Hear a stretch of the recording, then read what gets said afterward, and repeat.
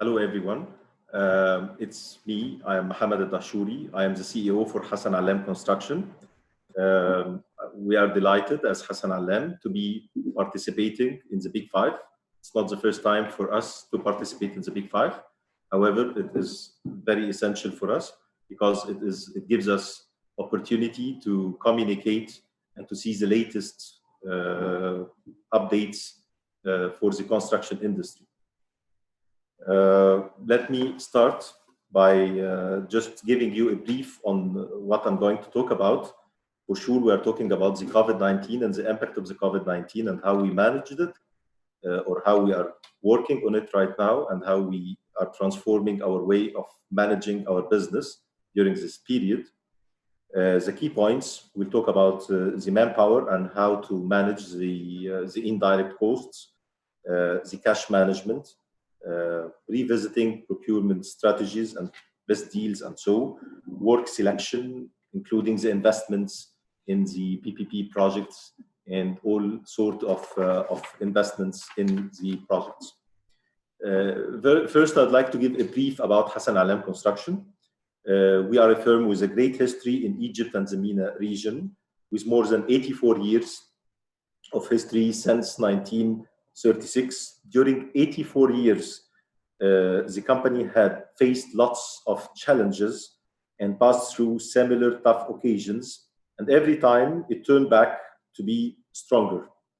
The tough occasions included wars, sanctions on the country at some period of time, similar pandemic diseases like the cholera disease in 1948.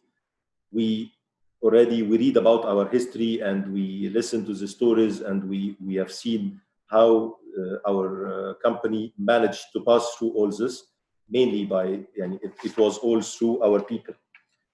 On analyzing the way the company passed and managed this situation, it's clear that it is related to people and to our staff. They are the main assets who faced the situation every time and managed to get back stronger. And I would like to highlight that the construction industry, it's people industry. It relies on the calibers. When you have good calibers, you can manage. When you have them belong to your company and believe in your company and they feel safe in your company, they will manage. They will pass everything. That is the key point.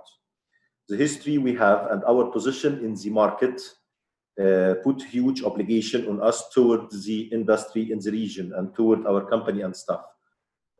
So since we are a market leader, we cannot only focus on our company. Yes, we focus on the company, but we understand very well that any decision we'll take could impact the market, maybe not directly, maybe indirectly, but for sure we have to understand that we have an obligation toward our country as well.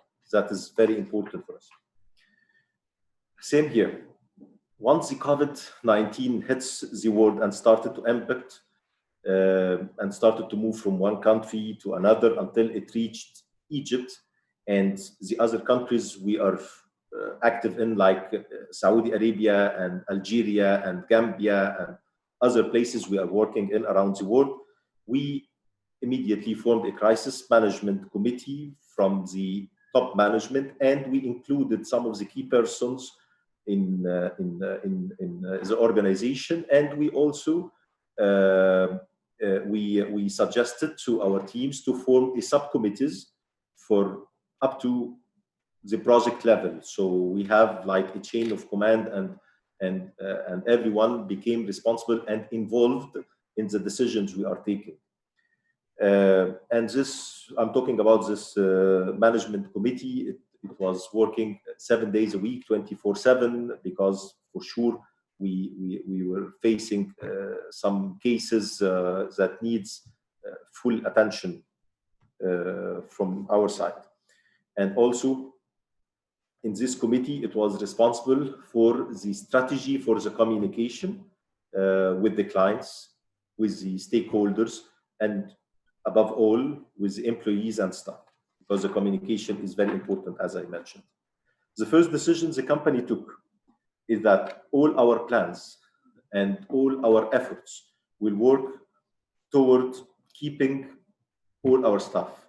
We decided that we will do everything to keep everyone and not to release manpower.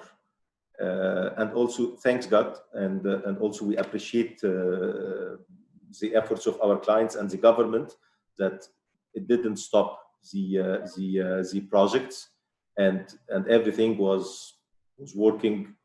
For sure affected, but all the projects are working. We didn't have any stoppage in any project except for the inefficiencies that we faced because of the absence and because of the measures that we took in order to keep our people safe.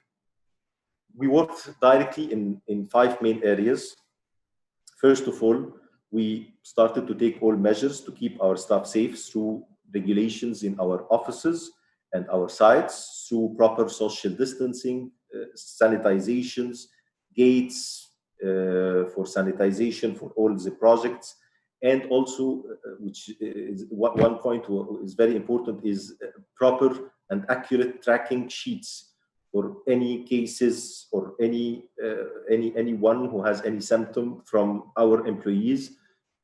They must be tracked in a proper way in order to see how to manage and how to isolate people and so on. The second point is the enforcing the IT infrastructure. We already have, thank God, also we have a good IT infrastructure in the company, and we have invested throughout the past 4 or 5 years lots of investment in new softwares, in the networks, in programs, and even training and development for the people and so. So we are only accelerating our digital transformation programs, including the SAP implementation, and also our Candy in the tendering, the Candy program in the tendering. We have already a PEM department for all our projects. So we supported the digital transformation, and also the IT support. Also, they allowed for lots of video conferencing and meetings, because for sure we stopped all the direct meetings for more than 2 months, and then we started to do it with some precautions. The third point is to focus in parallel with the business development to ensure business continuity and not to deviate from our strategy of growth. And so we started to provide or to think out of the box and to increase the options we are giving to the clients, like the investment options, deals with the banks, and for sure the moves of the Egyptian government and the reduction of the interest rates and all the measures that they took. It helped the sector and helped the client as well. So the focus on the business development at the same time is very important in Egypt and outside Egypt. And I'd like to highlight that during this period or during the COVID-19, we secured some projects until last week. And I'll just give just a briefing about these projects. We have secured 2 big projects with A'mar. One of them is a 5-star hotel and in the North Coast in Marassi, and another one is a high-end compound in Marassi as well for A'mar. We secured with El Futaim the extension of Cairo Festival City, which is also a good job in Cairo. We just finalized or we signed the project. It's a black sand project in Egypt, which is the first project in Egypt for the extraction of the black sand, which is a very important mineral, and it will have an impact on the Egyptian economy. This is an industrial project. Also, we signed a project in Afghanistan for an EPC in Mazar, a power plant, 50 megawatts. And it's a shared investment with the IFC as a partner, and we as well, we are participating in the equity, and that's what I'm talking about, being flexible and trying to secure opportunities in different ways. I wanted to talk a bit about the procurement. For sure, we have seen what happened exactly when the COVID-19 hits the world. We had lots of material that was kept in different places. First, some in China, some in Europe, some in the US, and it took, for example, it took us a long time for the material, which was specifically it came from Italy and Spain. So what we are thinking and what we started to do as a procurement strategy is to try to find all options and to have different suppliers, not to rely on certain areas. And another point, we started to do alliances with the main suppliers to have better deals and better stocking for material at their end in order to manage the cash as well. And also we are thinking of some investments in some new facilities, although we have in our group many production facilities for the concrete pipes, for the masonry, for the woodwork, for the steel structure, for chemicals and insulation material and so. However, we are starting to see other sectors in partnership with the main big players in the world, and I believe it will be successful, and I think it will be implemented within in the last quarter. Okay, cash is the king for sure. Cash management during this situation is very essential. Some costs increased because of the extra precautions, the sanitizations, the social distancing. All these, it comes with a cost for sure. However, you have lots of things that you can focus on to cut some costs. And we succeeded to do so, and we did it in a very scientific way. So every company will have their own way to manage the cash, to do better deals with the suppliers, to do also better deals with the banks, and to discuss with the client and to see how can we help the client and how can the client help us. At the end of the day, the cash is very vital, and we already have we formed a new committee for cash management, which is meeting weekly in order to see what is the best possible way for managing the cash, cutting costs, making cash available. This is very important.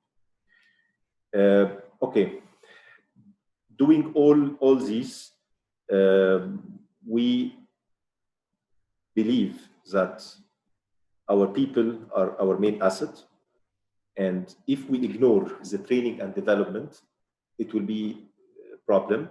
And that's why we are focusing on the training and development.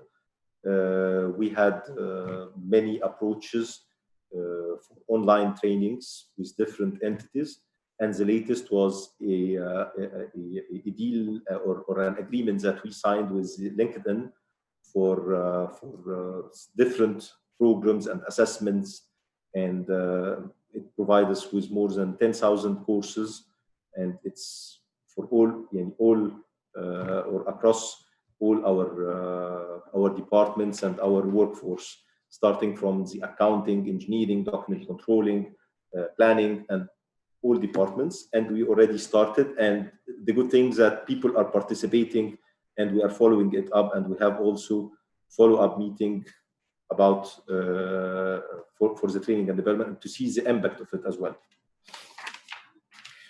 Okay, yeah. Finally, I'd like just to give, if we are giving a 3 takeaways for the situation and so.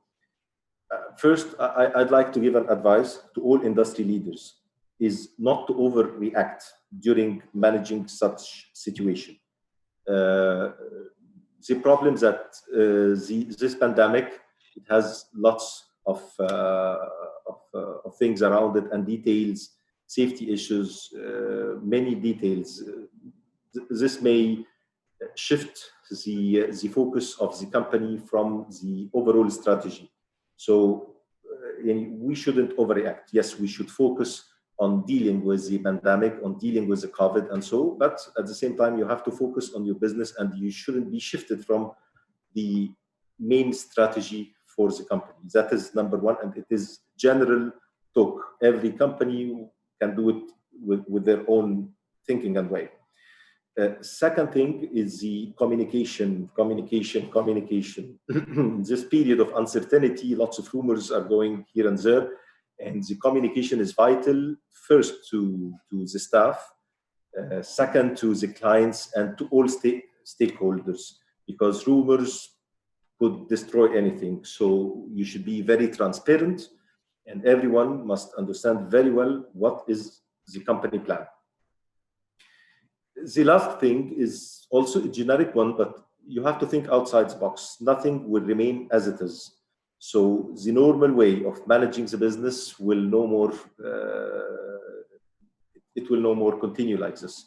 So we have to think outside this box. I even advise the companies to form think tanks.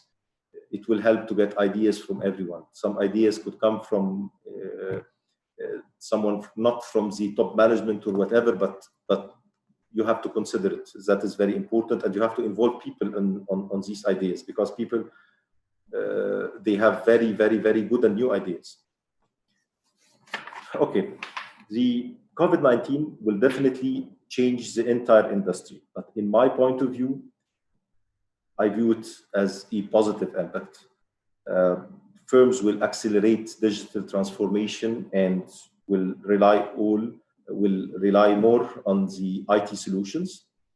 And after the huge impact the industry faced, for sure the lean management is now a must to ensure sustainability and growth.